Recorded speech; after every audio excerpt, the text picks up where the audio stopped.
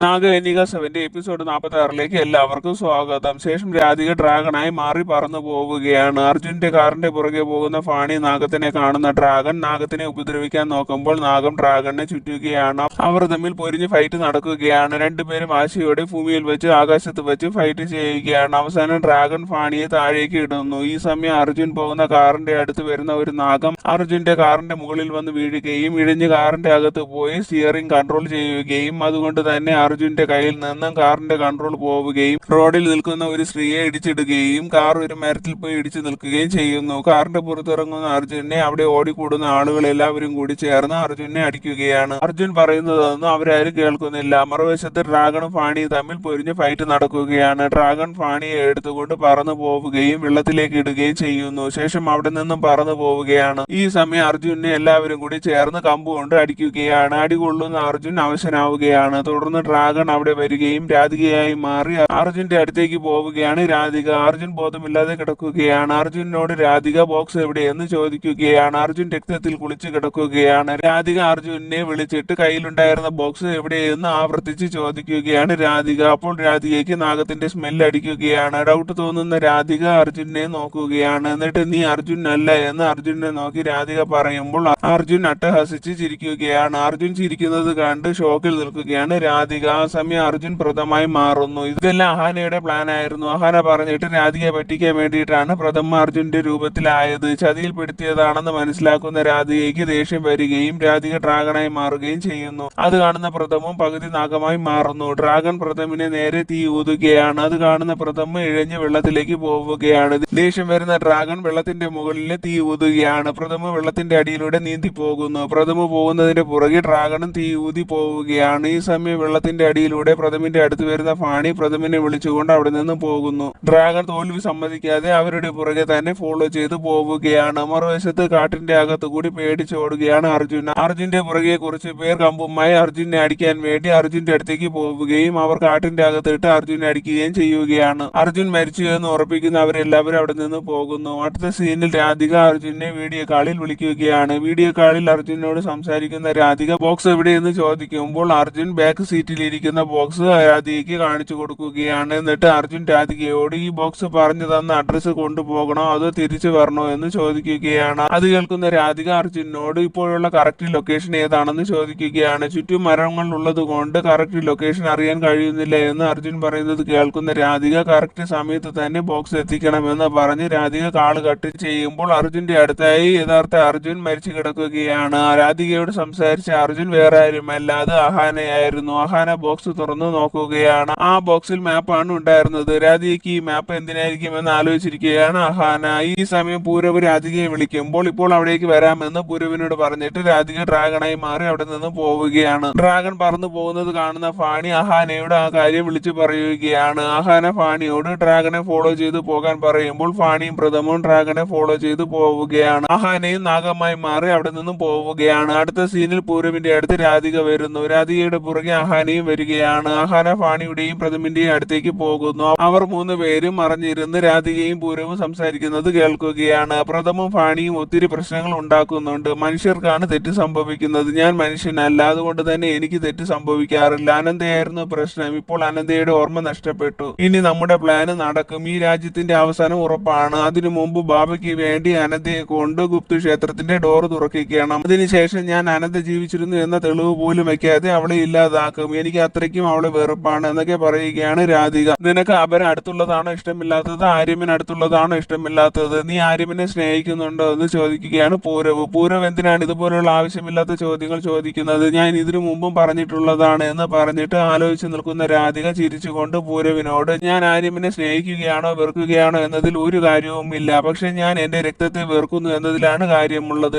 ഞാൻ അനന്തയെ വെറുക്കുകയാണ്, സ്വന്തം സഹോദരിയെ ഞാൻ വെറുക്കുകയാണ്, എനിക്ക് അവളോട് വെറുപ്പാണ് എന്ന് പറഞ്ഞിട്ട് രാധിക പ്രഗതിയുടെ ഫോട്ടോയിൽ നോക്കി നിൽക്കുകയാണ്. അത് അഹാനയും ഫാണിയും പ്രഥമവും ശ്രദ്ധിക്കുകയാണ്. രാധിക പ്രഗതിയുടെ ഫോട്ടോയിൽ നോക്കി അമ്മ എന്ന് പറയുന്നത് കേൾക്കുന്ന അഹാന ഞെട്ടി നിൽക്കുകയാണ്. അഹാനയ്ക്ക് രാധിക സ്വന്തം സഹോദരിയാണെന്ന് അറിഞ്ഞ് വിശ്വസിക്കാൻ കഴിയാതെ നിൽക്കുകയാണ്. സ്വന്തം എന്ന് പറയാൻ ആരുമില്ല എന്ന് വിചാരിച്ചിരുന്ന അഹാനയ്ക്ക് സ്വന്തം ചോരയിൽ ഒരു ചേച്ചി ഉണ്ടെന്ന് അറിഞ്ഞതിൽ ഒത്തിരി സന്തോഷത്തോടെ നിൽക്കുകയാണ് അഹാന. ഈ സമയം രാധിക പ്രഗതിയുടെ ഛായാചിത്രത്തിൽ നോക്കിയിട്ട് ഞാൻ അനന്തയെ വെറുക്കുന്നു, എന്റെ അമ്മ എന്നെ ഉപേക്ഷിച്ചു പോകാൻ കാരണം നീയാണ്, നീ കാരണം കാരണമാണ് എന്റെ കുട്ടിക്കാലം എല്ലാം എനിക്ക് നഷ്ടപ്പെട്ടത്. ഐ ഹേറ്റ് യു അനന്ത എന്ന് പറഞ്ഞ് കരയുകയാണ് രാധിക. അതെല്ലാം കേൾക്കുന്ന ആഹാനയും കരയുകയാണ്. ഞാൻ ഒരിക്കലും നിനക്ക് മാപ്പ് തരില്ല അനന്ത എന്നൊക്കെ പറഞ്ഞ് ദേഷ്യത്തോടെ രാധിക നിൽക്കുന്നത് കാണുന്ന ആഹാന രാധികയുടെ അടുത്ത് പോകാൻ നോക്കുന്നത് കാണുന്ന ഫാണി ആഹാനയെ തടയുകയാണ്. ആഹാന ഒരു പ്രാവശ്യം ഞാൻ എന്റെ ചേച്ചിയുടെ അടുത്ത് പോയിട്ട് വരാമെന്ന് പറഞ്ഞ് നിർബന്ധം കാണിക്കുന്നത് കാണുന്ന ഫാണി ആഹാനയോട് നാഗറാണിക്ക് രാധിക ചേച്ചിയായിരിക്കും, പക്ഷെ രാധികയ്ക്ക് നാഗറാണി ശത്രുവാണ്, അതുമല്ല ചങ്കിസ്ഥാനിയുമാണ്, നമ്മുടെ ശത്രുവാണ്. എടുത്തു ചാടി ഒരു തീരുമാനം എടുക്കരുത്. നമുക്ക് നമ്മുടേതായ കടമ നിർവഹിക്കേണ്ടതുണ്ട്. അനന്തകുലത്തിലെ രക്ഷയും നമ്മുടെ രാജ്യത്തിന്റെ രക്ഷയും നാഗറാണിയുടെ കടമയാണ്. രാധിക എന്തുകൊണ്ടാണ് സ്വന്തം സഹോദരിയെ വെറുക്കുന്നത് എന്നും രാധിക ഡ്രാഗണായത് എങ്ങനെയാണെന്നും നമുക്ക് കണ്ടുപിടിക്കാം. ഇപ്പോൾ അതിനുള്ള സമയമല്ല എന്നൊക്കെ പറയുന്നത് കേൾക്കുന്ന ആഹാന കരയുകയാണ്. വിഷമം വരുന്ന ആഹാന ഫാണിയെ കെട്ടിപ്പിടിക്കുകയാണ്. സ്വന്തം ചോര എന്റെ കൺമുമ്പിൽ ഉണ്ടായിട്ട് എനിക്ക് ചേർത്ത് നിർത്താൻ പോലും കഴിയുന്നില്ലല്ലോ എന്ന് പറഞ്ഞ് പൊട്ടി പൊട്ടി കരയുകയാണ് ആഹാന.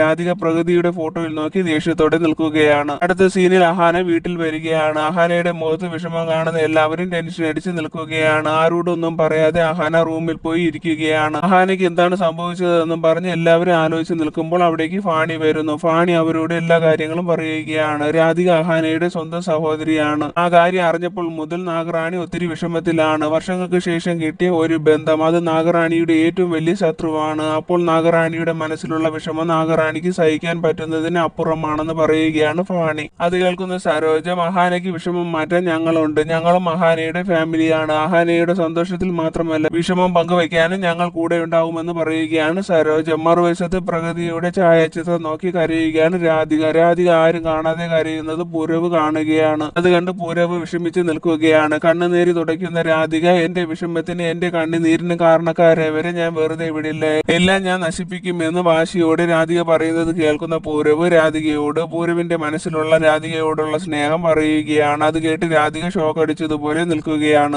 എനിക്ക് നിന്നോടുള്ളത് ഇന്നും ഇന്നലെയോ തുടങ്ങിയ സ്നേഹമല്ല രാധിക. നീ ഡ്രാഗണായ ദിവസം എല്ലാവരും നിന്നെ കണ്ട് പേടിക്കുകയാണ് ചെയ്തത്, പക്ഷെ എന്റെ മനസ്സ് വേദനിക്കുകയാണ് ചെയ്തത്. നിന്റെ പ്രതികാരം എന്ന് പറയുന്നത് നിന്റെ മനസ്സിലുള്ള വേദനയാണ്, അത് എനിക്കറിയാം. ആ വേദന പങ്കുവെക്കാൻ നിനക്ക് ആരുമില്ല. അതുകൊണ്ടാണ് ഞാൻ നിന്റെ കൂടെ നിന്റെ നിഴലായി എപ്പോഴും ഉണ്ടായിരുന്നത്. നീ എന്ത് ചെയ്യുമ്പോഴും നിന്നെ സ്നേഹിക്കുന്ന എന്നെ നീ മനസ്സിലാക്കണം, ഇല്ലെങ്കിൽ ഈ സ്നേഹവും നിനക്ക് എന്നേക്കുമായി നഷ്ടപ്പെടും എന്നൊക്കെ വിഷമത്തോടെ പറയുകയാണ് പൂരവ്. എനിക്ക് ഒരേ ഒരു ലക്ഷ്യമേ ഉള്ളൂ പൂരവ്, എന്റെ പ്രതികാരം. ആര് കൂടെ ഉണ്ടെങ്കിലും ഇല്ലെങ്കിലും എന്റെ പ്രതികാരം ഞാൻ നടത്തുമെന്ന് പറഞ്ഞിട്ട് രാധിക ഡ്രാഗണായി മാറി അവിടെ നിന്നും പോവുകയാണ്. മറുവശത്ത് അഹാനയുടെ അടുത്ത് പോകുന്ന എല്ലാവരും അഹാനയെ സമാധാനിപ്പിക്കുകയാണ്. മുത്തശ്ശി അഹാനയോട്, സുശാന്ത് ചങ്കിസ്ഥാനികളുടെ ചതിയിൽ വീഴാതിരുന്നു എങ്കിൽ നീ സുശാന്തയുടെ മകളായി ജനിക്കേണ്ടതായിരുന്നു. ബന്ധങ്ങൾ അങ്ങനെയാണ്, നീ വിഷമിക്കരുത്, നിന്റെ കൂടെ ഞങ്ങൾ എല്ലാവരും ഉണ്ട്, എല്ലാം ശരിയാകും എന്നൊക്കെ മുത്തശ്ശി പറയുന്നത് കേൾക്കുന്ന അഹാന, ഇനി ഒരു തെറ്റ് സംഭവിക്കാൻ ഞാൻ സമ്മതിക്കില്ല. ചങ്കിസ്ഥാനികൾ പുതിയൊരു പ്ലാൻ റെഡിയാക്കുകയാണ്. ആ പ്ലാൻ തടയാൻ ആദ്യം എനിക്ക് നാഗമണിക്ക് കണ്ടുപിടിക്കണമെന്ന് പറഞ്ഞ് ദേഷ്യത്തോടെ നിൽക്കുകയാണ് അഹാന. അടുത്ത സീനിൽ ഓഫീസിൽ അഹാന പുതിയ ഒരു പ്രോജക്റ്റിനെ കുറിച്ച് സംസാരിക്കുകയാണ്. അഹാന പറഞ്ഞത് ശരിയായില്ലേ എന്നും വേറൊരു പ്രോജക്റ്റ് ചെയ്യണമെന്ന് ആര്യമൻ പറയുന്ന സമയം രാധിക അവിടേക്ക് വരികയാണ്. രാധിക വരുന്നത് കാണുന്ന അഹാന ഓടി ആര്യമിന്റെ അടുത്ത് പോയി ഇരിക്കുകയാണ്. രാധിക അഹാനയുടെ അടുത്ത് വരുമ്പോൾ അഹാന രാധികയോട്, അവിടെ AC-യുടെ തണുപ്പ് കൂടുതലാണ്, എനിക്ക് അവിടെ ഇരുന്നാൽ ജലദോഷം വരുമെന്ന് പറയുന്നത് കേൾക്കുന്ന രാധിക വേറൊരു സീറ്റിലേക്ക് പോയിരിക്കുകയാണ്. ആ സമയം ആര്യമൻ എല്ലാവരോടുമായി ചങ്കിസ്ഥാനികളുടെ പുതിയ പ്ലാനിനെ കുറിച്ച് കുറച്ച് ക്ലൂസ് കിട്ടിയിട്ടുണ്ട് എന്നൊക്കെ പറയുന്ന സമയം അവിടെ ടീയുമായി വരുന്ന സ്റ്റാഫ് ടീ കപ്പ് എടുത്ത് രാധികയുടെ അടുത്ത് വെക്കുന്ന സമയം അയാൾ അവിടെ നിൽക്കുന്നത് കാണാത്ത ആര്യമൻ അയാളുടെ കയ്യിൽ തട്ടുകയും ആ സമയം രാധികയുടെ കയ്യിൽ ചൂട് ചായ വീഴുമെന്ന് അറിയുന്ന അഹാന രാധികയുടെ കൈയുടെ പുറത്ത് അഹാനയുടെ കൈ വയ്ക്കുകയാണ്. അപ്പോൾ അഹാനയുടെ കയ്യിൽ ചൂട് ചായ വീഴുകയാണ്. അഹാന വേദന കൊണ്ട് കരയുന്നത് കാണുന്ന ആര്യമൻ ടെൻഷനോടെ ഇരിക്കുകയാണ്. അത് കാണുന്ന രാധിക സ്റ്റാഫിനോട് ഫസ്റ്റ് എയ്ഡ് ബോക്സ് എടുത്തുകൊണ്ട് വരാൻ പറയുകയാണ്. അയാൾ ഫസ്റ്റ് എയ്ഡ് ബോക്സ് എടുത്തുകൊണ്ട് വരുമ്പോൾ രാധിക അഹാനയുടെ കയ്യിൽ ഓയിൽമെന്റ് ഇട്ട് കൊടുക്കുകയാണ്. അത് കാണുന്ന ഒരു സ്റ്റാഫ്, നിങ്ങളുടെ ഈ സ്നേഹം കണ്ടാൽ യഥാർത്ഥ സഹോദരങ്ങളാണെന്ന്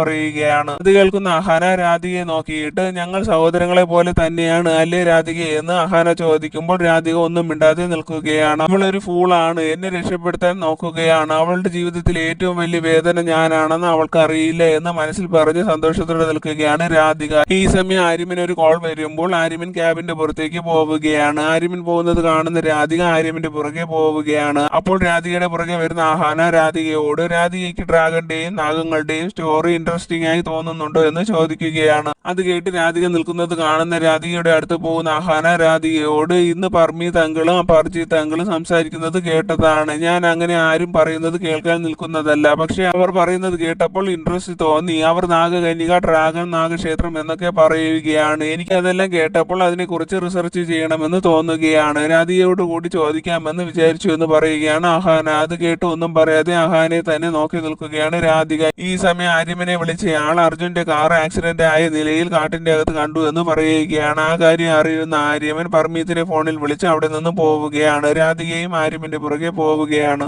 ആഹാന അത് കേട്ട് സന്തോഷത്തോടെ നിൽക്കുകയാണ്. അടുത്ത സീനിൽ ആക്സിഡന്റ് ആയ സ്ഥലത്ത് നിന്ന് അർജുന്റെ ബോഡി പോലീസ് എടുത്തു മാറ്റുകയാണ്. അർജുനെ കുറിച്ച് അറിയാനുള്ള ID പ്രൂഫ് ഒന്നും കിട്ടിയില്ല. കാറിന്റെ ഡീറ്റെയിൽസ് എടുത്തപ്പോഴാണ് ആര്യമന്റെ ഡീറ്റെയിൽസ് കിട്ടിയതെന്നും കോൺടാക്ട് ചെയ്യാൻ കഴിഞ്ഞതെന്നും പറയുകയാണ് ഇൻസ്പെക്ടർ. ഈ സമയം അർജുന്റെ ബോഡി പോലീസ് കാറിന്റെ പുറത്ത് ഇറക്കുകയാണ്. രാധിക അർജുന്റെ കയ്യിൽ കൊടുത്ത ബോക്സ് പോലീസിന്റെ കയ്യിൽ കിട്ടുമോ എന്ന് പറഞ്ഞ് പേടിച്ച് നിൽക്കുകയാണ് രാധിക. അപ്പോൾ അവിടേക്ക് പർമീതും പർജീത്തും വരുന്നു. പർജീത്ത് അർജുന്റെ അവസ്ഥ കണ്ട് അലറി വിളിച്ച് കരയുകയാണ്. ശേഷം അർജുന്റെ ഡെഡ് ബോഡി ആംബുലൻസിൽ കയറ്റി അവിടെ നിന്ന് കൊണ്ടുപോകുന്നു. പർമീത്ത് പർജീത്തിനെ സമാധാനപ്പെടുത്തി അവിടെ നിന്ന് കൊണ്ടുപോകുന്നു. ആര്യമൻ ഇതെങ്ങനെയാണ് സംഭവിച്ചതെന്ന് ഇൻസ്പെക്ടറോട് ചോദിക്കുമ്പോൾ മനുഷ്യർ ചെയ്തതാണെന്ന് അർജുനെ കണ്ടിട്ട് തോന്നുന്നില്ല, ഇത് വന്യമൃഗങ്ങൾ ഉപദ്രവിച്ചതായിരിക്കുമെന്ന് പറയുകയാണ്. ഈ സമയം അർജുന്റെ കാറിൽ നിന്ന് കിട്ടിയതാണെന്ന് പറഞ്ഞ് ഒരു ബോക്സ് പോലീസ് ഇൻസ്പെക്ടറെ കാണിച്ചു കൊടുക്കുകയാണ്. ആ ബോക്സ് ഓപ്പൺ ചെയ്യുമ്പോൾ അതിൽ നിന്ന് ആയുധങ്ങളും RDXും കിട്ടുന്നു. അതെല്ലാം കണ്ട് ഷോക്കിൽ നിൽക്കുകയാണ് രാധികയും ആര്യമനും. ഇൻസ്പെക്ടർ ആ ബോക്സ് ചെക്ക് ചെയ്ത് നോക്കുമ്പോൾ അതിൽ ചങ്കിസ്ഥാനികളുടെ സിമ്പിൾ കാണുകയാണ്. അത് കാണുന്ന ഇൻസ്പെക്ടർ ആ ബോക്സ് സീസ് ചെയ്യാൻ പറയുകയാണ്. അതെല്ലാം കാണുന്ന ആര്യമൻ ഒരിക്കലും അർജുൻ ചങ്കിസ്ഥാനികൾക്ക് വേണ്ടി ഒന്നും ചെയ്യില്ല, ഇത് വേറെ ആരോ ചെയ്തതാണെന്ന് പറയുകയാണ് ആര്യമൻ. ഇതെല്ലാം കേൾക്കുന്ന ആഹാന രാധികയെ നോക്കിയിട്ട് ഗെയിം തിരിഞ്ഞു രാധിക ഇനി ചങ്കിസ്ഥാനികളുടെയും രാധികയുടെയും നേരെയായിരിക്കുമെന്ന് മനസ്സിൽ പറഞ്ഞു നിൽക്കുകയാണ് ആഹാന. അടുത്ത സീനിൽ ആര്യമൻ പർമീത്തിനോടും പർജീത്തിനോടും അർജുൻ ഇതെല്ലാം ചെയ്തിട്ട് നിങ്ങൾ ഇതൊന്നും അറിഞ്ഞില്ലേ എന്ന് ചോദിക്കുകയാണ്. അവർ ഒന്നും പറയാതെ നിൽക്കുന്നത് കാണുന്ന ആര്യമൻ അവരോട് അർജുൻ മാസങ്ങളായി ചങ്കിസ്ഥാനികൾക്ക് വേണ്ടി ജോലി ചെയ്യുകയാണെന്ന് പോലീസ് പറയുന്നു എന്ന് ആര്യമൻ പറയുമ്പോൾ അർജുനെ ആരോ കുരുക്കിയതാണ്, അർജുൻ അങ്ങനെയൊന്നും ചെയ്യില്ല എന്ന് പറയുകയാണ് പർമീത്ത്.